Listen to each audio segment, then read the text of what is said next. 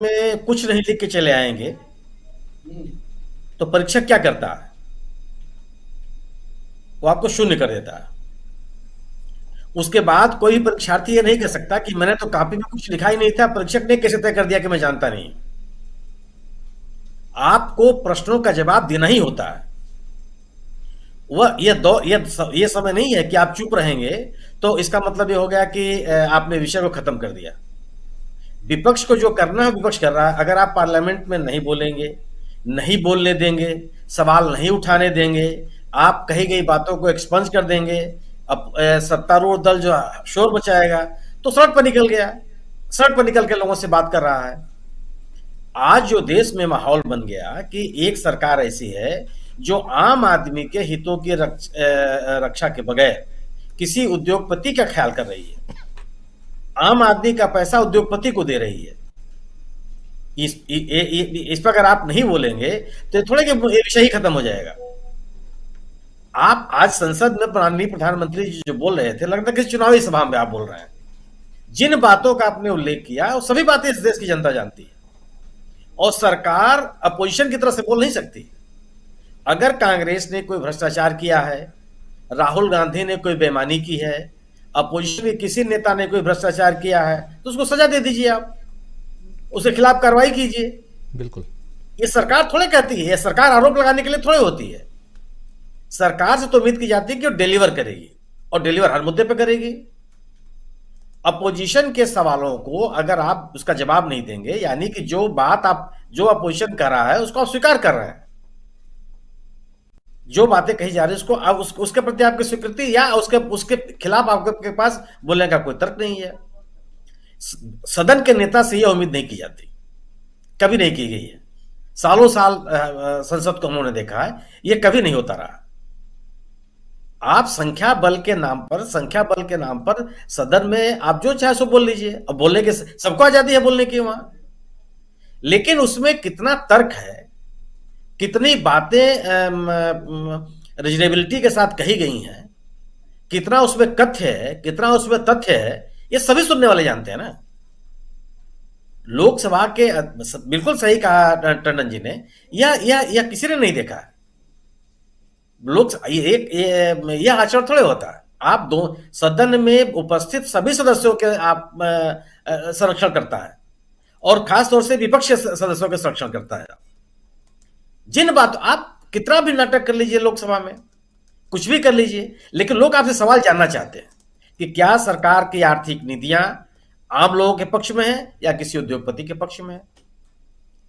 जो सवाल आप राष्ट्रपति के अभिभाषण पर जो विपक्ष ने सवाल उठाए, क्या उसका जवाब नहीं देना होता सरकार को?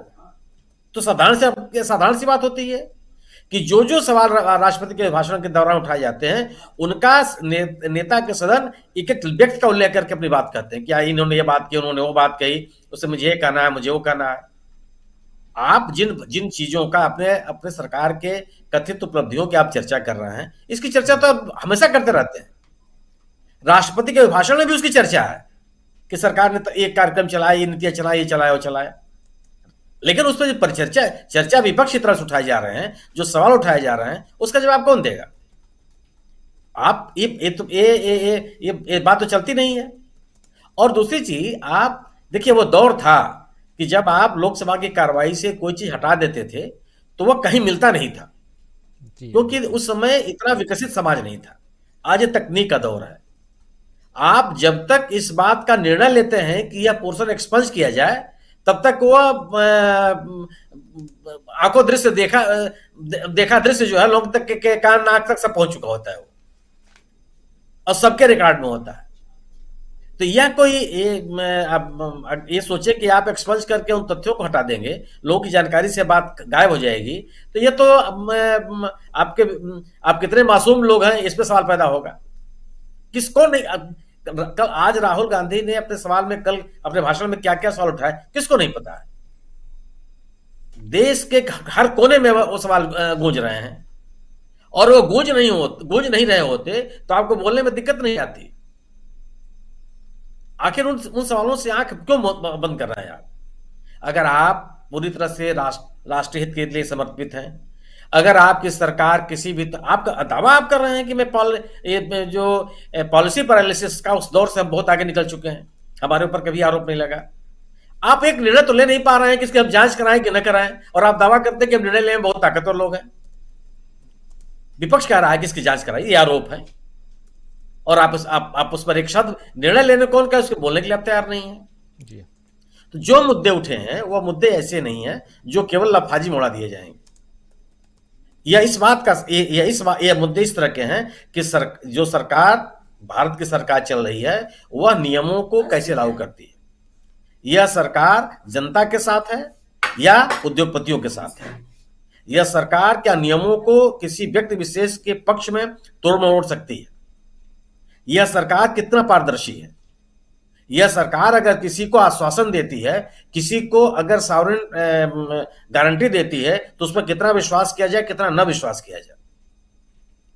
या एक मान लीजिए कि आप उस रिपोर्ट की चर्चा नहीं करना चाहते हैं, मत कीजिए, लेकिन उस रिपोर्ट के आधार पर अगर 3 अन्य अंतरराष्ट्रीय संस्थाओं ने आपके किसी उद्योगपति के बारे में कोई निर्णय लिया है तो उस पर आप टिप्पणी नहीं करेंगे।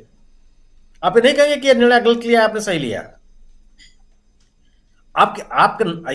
ये जो मीनू जी ने कहा कि कबूतर की आंख बंद कर लेने से बिल्ली का हमला खत्म नहीं हो जाता,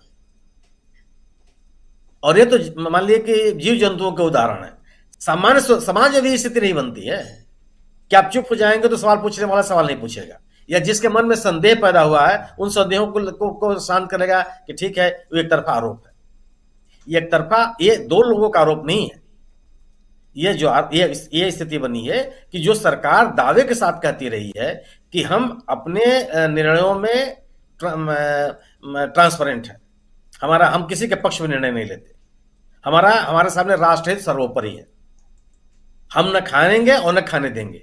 ये जो तमाम तरह के आपने एक वातावरण बना था वो ध्वस्त हो गया इस परिचर्चा की वजह से जी। और आज का जो भाषण था, आप 1.5 घंटे के भाषण में केवल और केवल एक चुनावी भाषण आप दे रहे हैं। सदन के आप नेता हैं, सदन के माध्यम से देश को विश्वास में लेते हैं आप। किसको विश्वास में लिया? आज के भाषण से क्या जो माहौल बना है, जो सवाल उठे हैं, देश के पूरा देश इस पे आंदोलित है, उसको आपने विश्वास में लेने की कौन सी कोशिश की? क्या इस पे देश इस भाषण से लोग अब स्वीकार कर लेंगे कि नहीं जो भी आरोप लगा रहा विपक्ष वो गलत है? यह राजनीतिक आरोप नहीं है, यह आर्थिक आरोप है और भ्रष्टाचार से जुड़े हुए आरोप है। भ्रष्टाचार के मुद्दे आज तक कौन स्वीकार किया है? किसी भी सरकार के में जब भी भ्रष्टाचार के आरोप लगे हैं, कौन सरकार आगे बढ़ के कही है कि हाँ ये जो आरोप लगाए जा रहे हैं बहुत सही है और मैं इससे माफी मांगता हूं और मैं इसमें संशोधन कर लूंगा? किसी सरकार के दौरान लगा ना, जो विजय माल्या का मामला आया था, कोई स्वीकार कर रहा था क्या? सबके सामने है। क्या किया आपने? और अगर आप ये कहते हैं कि साहब पूर्ववर्ती सरकारों में ये हुआ, तो आप ये बात कहिए मत। आप ये कहिएगा पूर्ववर्ती सरकारों में कोई घपले हुए तो अब तक उसकी जांच क्यों नहीं हुई? तब भी आप घेरे में हैं। बिल्कुल। वो लोग दंडित क्यों नहीं किए गए जिनके बारे में आप आरोप लगा रहे हैं? ये काम सरकार का नहीं होता। आप विषयांतर होने की कोशिश मत कीजिए। और वह ये दौर वो नहीं है कि आप विषयांतर करके चीजों को दबा देंगे, क्योंकि आप जितना दबाने की कोशिश करेंगे उतनी तेजी से लोग उसको उभारने की कोशिश करेंगे। और इसमें आम आदमी इन्वॉल्व हुआ, ये जो ऐसा विषय है जिसमें सामान्य नागरिक इन्वॉल्व है, सामान्य निवेशक चिंतित है क्या कि हमारा पैसा सुरक्षित है कि नहीं सुरक्षित। हमको वह अपने आप को ठगा हुआ महसूस कर रहा है कि हम सरकार के नीति नियंत्रक संस्थाओं काम करने के तौर तरीकों पर विश्वास करके उसने महंगे शेयर खरीदे हैं, और अगर वह गिरता चला जा रहा है तो उसका आर्थिक हित प्रभावित हो रहा है। और अगर ऐसे में आरोप लगता है सरकार के ऊपर कि आपने किसी उद्योगपतियों से सबके साथ रहे हैं, महात्मा गांधी बिरला हाउस में रहते थे, कि सामान्य आदमी घर में नहीं रहते थे वो, लेकिन महात्मा गांधी के ऊपर यह आरोप नहीं लगा कि वो आजादी के बाद चाहे आजादी के पहले चाहे अंग्रेजों से मिलकर के उन्हें बिरला जी को कोई लाभ पहुंचाया हो। इस देश में पूंजीपतियों से सहायता लेने की परंपरा है और इसकी सामाजिक स्वीकृति है, लेकिन पूंजीपतियों को लाभ पहुंचाने का आरोप सबसे गंभीर आरोप है। ये हमारे आपके संविधान में लिखा, एक जिम्मेदारी दी गई है कि अगर कोई उद्योगपति, कोई कारपोरेट संस्थान जो लाभ कमाता है उसमें से कुछ हिस्सा उसको सामाजिक कार्यों में खर्च करने होंगे। इसका ये उसकी जिम्मेदारी बनाई जाती है, लेकिन यह उम्मीद नहीं की जाती है कि सरकारें, राजनीतिक व्यक्ति वह किसी पूंजीपति को नियम कानूनों को तोड़ करके लाभ पहुंचाएंगे। ठीक है, कोई भी सरकार उद्योगपतियों से को अनदेखा नहीं कर सकती, लेकिन उद्योगपतियों को, किसी उद्योगपति को नहीं। आप अगर आप चाहते हैं, निश्चित रूप से निजी निवेश आवश्यक है, कोई इससे मना नहीं कर सकता। आप अगर आप ये कर रहे हैं कि पुराने लोगों के अभी अगर इनको जिस तरह के फोटो कल राहुल गांधी ने दिखाए हैं, अगर ऐसे फोटो इनको मिल जाए तो पता नहीं क्या क्या कहना शुरू कर दें। लेकिन सवाल यह है ना कि मैं कह रहा हूं कि कोई ऐसा व्यक्ति नहीं है, राजनीतिक दल उद्योगपतियों के चंदे से चलते हैं, इसे कोई मना नहीं कर सकता, और उनको चंदा देना भी चाहिए, इसे भी कोई नहीं मना कर सकता। समाज के विभिन्न क्षेत्रों में उनको निवेश भी करना चाहिए, इसे भी कोई मना नहीं कर सकता। लेकिन जिस पूंजीपति के ऊपर आपका हाथ होने का आरोप है, उसने कोई काम नहीं किया, सामाजिक क्षेत्र में कोई काम नहीं किया, लोगों को रोजगार देने के लिए उसने कोई पहल नहीं की, इस देश के राजस्व बढ़ाने में उसका कोई योगदान नहीं। अगर इस देश के 10 महत्वपूर्ण लोगों का नाम आप गिनेंगे जिन्होंने सर्वाधिक कर दिया हो, उसमें उस व्यक्ति का नाम नहीं है जी। अगर आप 10 लोगों का नाम गिनेंगे कि सर्वाधिक रोजगार देने वाले लोग हैं, उसमें भी उस व्यक्ति का नाम नहीं है। आप ये नहीं कह सकते हैं कि साहब इन्होंने शिक्षा में कितना योगदान कर दिया, चिकित्सा के क्षेत्र में कितना योगदान कर दिया, देश की सुरक्षा में इन्होंने कितना योगदान कर दिया। हर जगह बात कही जाती है कि आपने सरकार के माध्यम से इतने रुपए कमाए, अपनी पूंजी आपने बढ़ाई, और सरकार के ऊपर आरोप लगता चला जा रहा है।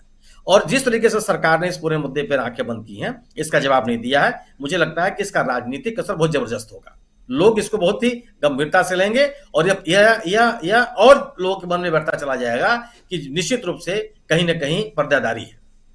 जी जी, बिल्कुल बिल्कुल, माफ़ी चाहूँगा, समय बिल्कुल ख़त्म होने के कगार पे है। जल्दी चाहता हूँ कुछ सवालों। बिछ गई सियासी विसार, खेला जा रहा है सियासी खेल, जारी है वार पलटवार, शह और मात के खेल में बनाई जा रही है रणनीति। कौन पड़ेगा किस पर भारी, ये कभी भी सिर्फ हस्तक्षेप.com पर अमलेंदु उपाध्याय के साथ